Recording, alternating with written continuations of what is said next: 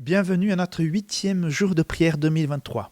Le message des 3 anges qui ont au moins 3 objectifs. 1. Alimenter notre foi. 2. Nous aider à prier et à intercéder. 3. Nous préparer au retour de Jésus. Ces versets nous montrent avant tout une bataille entre le bien et le mal. Et l'enjeu de cette bataille, c'est toi et moi. Dans les films, parfois, on voit cette bataille représentée à travers 2 petits anges sur chacune des épaules. D'un côté, on a l'ange bon qui incite le personnage à faire le bien et l'autre, le petit démon, à faire le mal. C'est une caricature, mais dans les faits, une telle bataille se déroule vraiment dans nos vies. Et elle touche tout le monde. Le pasteur Alejandro Bouillon insiste ce soir sur l'importance du jugement de Dieu pour arrêter ce grand conflit qui a lieu dans notre cœur. Mais la bonne nouvelle, c'est que nous n'avons pas à avoir peur du jugement de Dieu. Pourquoi ?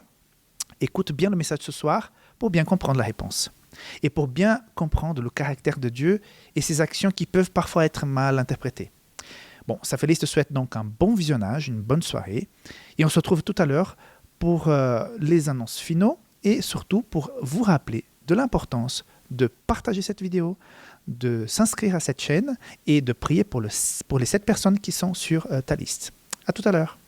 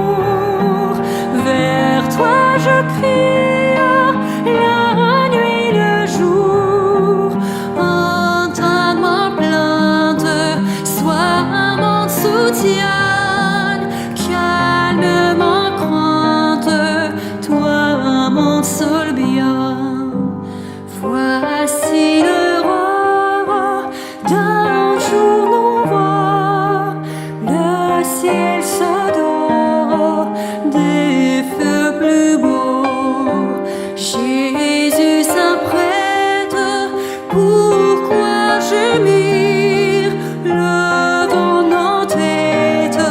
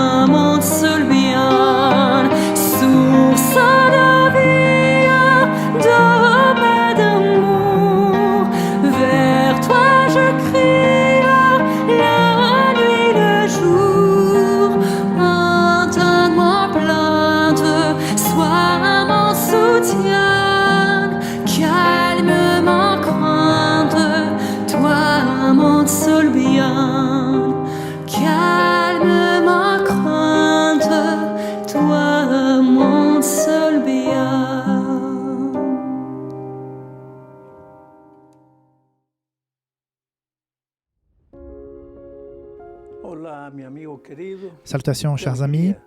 Quelle joie de pouvoir ouvrir à nouveau la parole de Dieu. Le titre du message d'aujourd'hui est « Le culte et les messages des trois anges ». Notre texte se trouve dans Apocalypse, chapitre 14, verset 7. Laisse-moi vous le lire. Il disait d'une voix forte, « Craignez Dieu et donnez-lui gloire, car l'heure de son jugement est venue. Et adorez celui qui a fait le ciel et la terre, et la mer, et les sources d'eau. » Au chapitre 14, nous trouvons les trois messages angéliques. Les trois derniers messages au monde ne sont pas des messages de condamnation. Ce sont des messages d'appel. Dieu ne veut pas condamner personne. Dieu ne veut détruire personne. Dieu aime le pécheur. Il dit, « Je ne veux pas la mort du méchant, mais qu'il se repente et vive. » Mes amis, beaucoup croient que Dieu va punir les rebelles par la mort. N'est-ce pas? Non, ce n'est pas vrai. Mais en fait, le rebelle se détourne de Dieu et Dieu est la vie. Il n'y a pas de vie sans Dieu.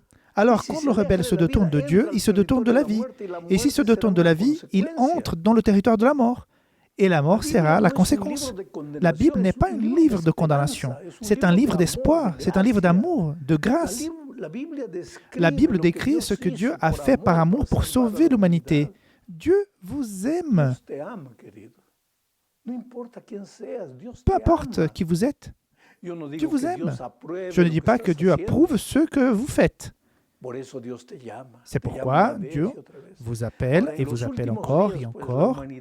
Or, dans les derniers jours, la dernière chose que l'humanité voudra, c'est rendre gloire à Dieu, honorer Dieu, adorer Dieu. Parce qu'aujourd'hui, l'humanité se vénère elle-même. Elle vénère d'autres êtres humains. Nous sommes à l'époque des célébrités mondaines, des stars de la musique, du monde du sport, du monde de la politique. L'être humain cherche des célébrités et encore d'autres célébrités pour les adorer. L'être humain vénère sa propre technologie, sa découverte scientifique. Il se vénère lui-même, il vénère son corps, il vénère sa silhouette. Personne ne vénère Dieu. C'est dans cet environnement de culte égoïste des derniers jours que l'ange d'Apocalypse 14, qui n'est autre que l'Église, le peuple de Dieu, se lève pour proclamer au monde qu'il est temps d'adorer Dieu, de lui rendre gloire. Pourquoi? Parce qu'au ciel, le diable a pris la gloire qui appartenait à Dieu. Il a essayé de s'emparer de la gloire et tout au long des siècles, l'ennemi a essayé d'attirer à lui l'adoration des hommes. Pour cela, il se déguise en doctrine, il se déguise en philosophie, il se déguise en choses merveilleuses, afin de gagner l'adoration des hommes. Mais Dieu appelle ses enfants à la véritable adoration, encore et encore. Il supplie cette adoration. Maintenant, il y a des aspects dans ce texte qui m'intéressent. Il est écrit, il disait d'une voix forte. L'ange parle fort, avec une voix forte. Il ne s'agit donc pas d'un message à cacher, il s'agit d'un message à proclamer, à dire d'une voix forte, pour que tous l'entendent par le biais d'Internet, de la télévision, de la radio, des journaux, des magazines et des livres. Ce message doit être prononcé d'une voix forte. Il disait d'une voix forte, « Craignez Dieu et donnez-lui gloire ». Cette crainte n'est pas la crainte de la peur. Ce n'est pas « je vais adorer Dieu, car si je ne l'adore pas, il va me punir ». Ce n'est pas la sainte crainte, c'est de la révérence. C'est la reconnaissance de l'amour pour un Dieu merveilleux qui a tout fait pour me sauver. Quand j'étais encore jeune garçon, un jour, j'ai été tenté de sortir avec mes amis et de faire des bêtises. Mon père, j'ai jamais vu mon père pleurer. Mon père était un homme dur. La seule fois où je l'ai vu pleurer, c'est quand j'ai fait une bêtise et qu'il m'a dit, « Mon fils, je dois te punir maintenant. Tu penses que je te punis car tu as fait quelque chose de mal? Non. Dieu devrait te punir pour cela. Mais si tu n'apprends pas à suivre le chemin que je te montre, tu vas souffrir. Ce n'est pas moi qui va te faire pleurer. La vie va te faire pleurer et je ne serai pas là pour t'aider, pour te défendre, pour te protéger. Alors, s'il te plaît, Alejandro, obéis. Plus tard, quand mes amis m'ont entraîné à commettre la même erreur, j'ai pensé, j'aime mon père. Mon père a pleuré pour moi. Comment puis-je faire ça? Je ne peux pas faire souffrir mon père. Vous vous rendez compte? J'avais peur. Peur de quoi? La peur d'être puni? Non. J'avais une crainte par la révérence. Je ne voulais pas faire souffrir mon père. Chers amis, aujourd'hui, nous devons enseigner l'humanité que Dieu, en la personne du Seigneur Jésus-Christ, a tout abandonné et est venu dans ce monde pour mourir. Il a souffert, il est mort. On lui a craché dessus, on l'a injurié, on l'a insulté. Pourquoi? Parce qu'il t'aime. Alors, comment aurais-tu le courage de blesser son cœur? C'est le message d'Apocalypse 14. Craignez Dieu et rendez-lui gloire, car l'heure de son jugement est venue. C'est intéressant de voir comment la Bible rassemble les choses. Elle parle de grâce, d'amour, de crainte respectueuse de Dieu pour qu'il a fait pour nous, mais en même temps, elle parle de jugement.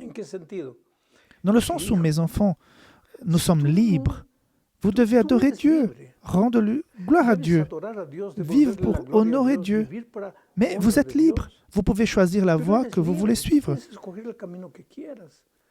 Si vous le voulez, vous pouvez continuer à fuir Dieu. Vous pouvez faire votre propre volonté. Vous pouvez vous adorer vous-même. Vous pouvez adorer les êtres d'argile de ce monde. Vous pouvez le faire. Mais vous devez garder l'esprit d'une chose. Vous allez faire face au jugement. Parce que le jugement est une réalité à laquelle vous ne pouvez pas échapper. Et vous pouvez me dire, « Pasteur, ça fait peur, attends. » Mais non, chers amis, n'ayez pas peur. Je vais vous donner un exemple. Disons que j'ai un voisin qui entre dans ma maison. Et il profite du fait que je suis en voyage et il s'empare de la maison. Il entre par la fenêtre et il s'empare de la maison et quand j'arrive, il pense que la maison lui appartient. Il ne veut pas me laisser entrer. Nous allons donc au tribunal. Mais pourquoi? Pour déterminer si la maison est bien à moi. De qui devriez-vous avoir peur? Du juge ou de celui qui a pris possession de la maison? La maison est à moi. Qui donc doit avoir peur? Mes amis, vous n'avez pas à avoir peur du procès. Pourquoi? Parce que vous êtes entre les mains de Jésus. Je le répète, parce que vous êtes entre les mains de Jésus. Vous êtes sous la protection de Jésus-Christ. Il vous aime. Il a tout donné pour vous. Qui doit craindre le jugement? L'ennemi, ses armées sataniques et tous les rebelles qui ne veulent pas s'abandonner à Jésus, qui cherchent la gloire égoïste de ce monde et ne veulent pas rendre gloire à Dieu. Aujourd'hui est un jour de bonnes nouvelles, mes amis. Dieu t'aime. Tu es précieux pour Dieu. Nous vivons dans un monde où les êtres humains vénèrent n'importe quoi. Il est temps pour toi de te rendre à Dieu et de lui rendre gloire, de construire un autel dans ton cœur pour Dieu, comme Jésus-Christ. Lève-toi tôt le matin pour prier et dis « Seigneur, je n'ai pas de force. Je suis un homme de chair et de sang. Oui, de chair et de sang, j'ai l'habitude de faire des mauvaises choses. Il n'y a rien de bon en moi. Mais tu es saint, Seigneur. Tu as promis que ton esprit peut marcher avec moi, peut vivre en moi. Tu as promis que mon corps peut être le temple de ton Saint-Esprit. Je veux donc te rendre la gloire qui t'appartient. Je veux vivre pour toi, Seigneur. Je n'arrive pas à faire certaines choses, mais tu peux les faire pour moi. Donne-moi la force. Que ce soit ta prière chaque matin. Que Dieu te bénisse. Amen.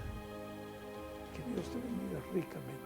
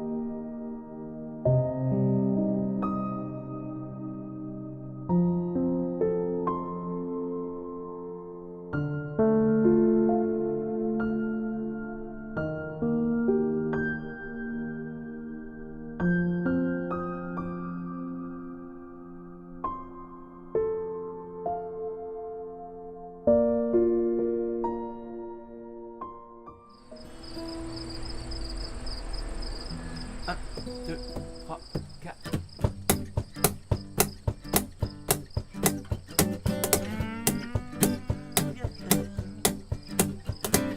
Quel ami fidèle et tendre nous avons en Jésus-Christ, toujours prêt à nous entendre, à répondre à notre cri. Il connaît nos défaillances, nos chutes de chaque jour, sévèrent ses exigences. Il est riche en son amour. Oh, oh, oh, oh, wow, oh, oh, oh, oh, oh, oh, oh. Whoa, oh, oh, oh, oh, oh, whoa, oh, oh, whoa, oh, whoa, oh. Oh, quel ami fidèle et tendre nous avons en Jésus-Christ, toujours prêt à nous apprendre à vaincre en comptant sur lui. S'il nous voit vrai et sincère, à chercher la sainteté, il écoute nos prières et nous met en liberté. Oh, oh, oh, oh, oh, oh, oh, oh, oh.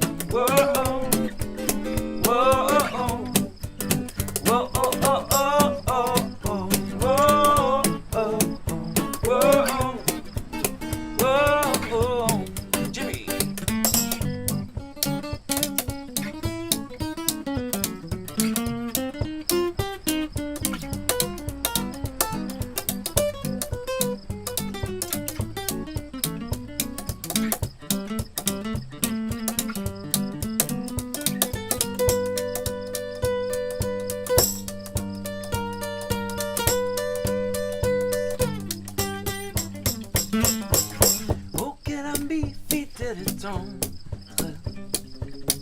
nous avons en Jésus-Christ.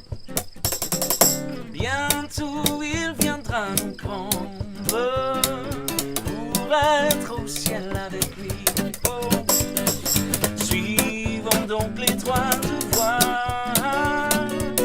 en comptant sur son secours, car bientôt nous aurons la joie, yeah, de vivre avec lui toujours. Oh, oh, oh, oh, oh, oh, oh, oh, oh, oh, oh, oh,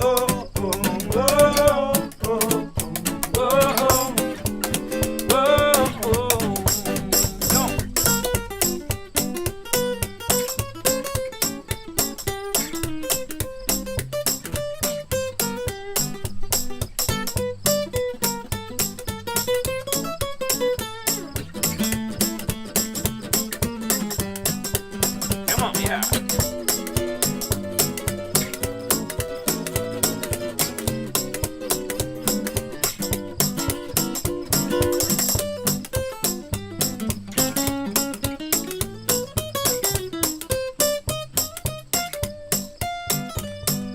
Oh, oh, oh, oh, oh. Quel ami fidèle et tendre.